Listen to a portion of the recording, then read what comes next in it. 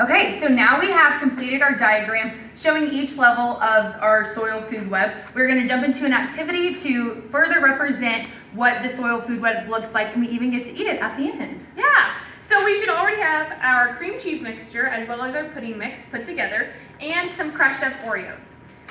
We'll combine these later, but before we put them all together, we need to represent each piece of our soil food web. Let's go ahead and start out with the smallest piece of our food web, the bacteria. Remember, those small level 2 organisms are going to be circled. So starting with that bacteria, we'll start out with our nerds. We'll sprinkle a few nerds into our pudding mixture and mix them up. Remember, our bacteria is spread throughout all of our soil. So they're not clumped together, they don't hide in groups, but they're all throughout.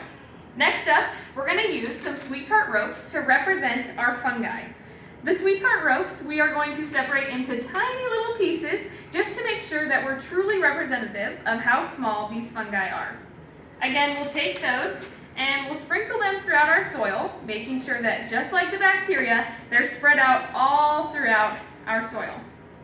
Then our last level 2 organism, which again should be circled on our soil food web diagram, is going to be our nerd gummy clusters, which are representative of both the micro and macro organisms, the bacteria and fungi within our soil food web.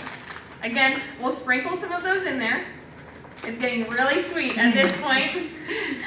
And we'll spread those throughout before we get started on our level 3 organisms. Yeah, awesome. So now we're going to jump into our level 3 organisms, which are our squared boxes on our diagram. First, we're going to start off with our myconites, which represent our nematodes. We're going to, just like before, sprinkle some of those in. And again, we're going to be mixing those into our soil because, again, nematodes do not just live in one place. They are all surrounded in the soil. Next, we're going to jump into another level 3 organism, which is our protozoas, and we're going to sprinkle those in as well and give them a good mix. So that was the last of our level 3 organisms, and now we're going to jump into our final, which is our level 4, which is going to be represented by our gummy worms. This is a great representation because a lot of the times we do see not gummy worms, but worms all around our soils, and so we're just going to sprinkle those in and give them a good stir as well. The only difference between this step is a lot of our organisms can live in the soil and on top of the soil. Now that we're completed with our pudding mix with all of our organisms, we're going to go ahead and go back to our Oreos. We'll take our Oreos and spread them out into our pie pan in a smooth layer at the bottom, making sure to create a nice even setting for our soil to go on top of. And Allison will go ahead and pour that soil in there.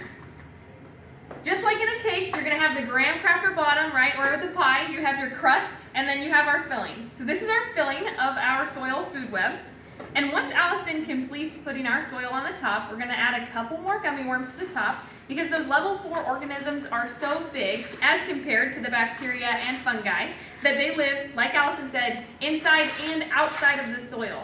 They soak up all those nutrients that come from the waste and byproduct of all of our other soil food web friends and partners and just live off of and thrive off of our soil. So now that you have your soil food web Oreo dirt cake, go ahead and take some scoops, try it out, and see just how yummy this pretend dirt is. Pumped up. Perfect. There we go.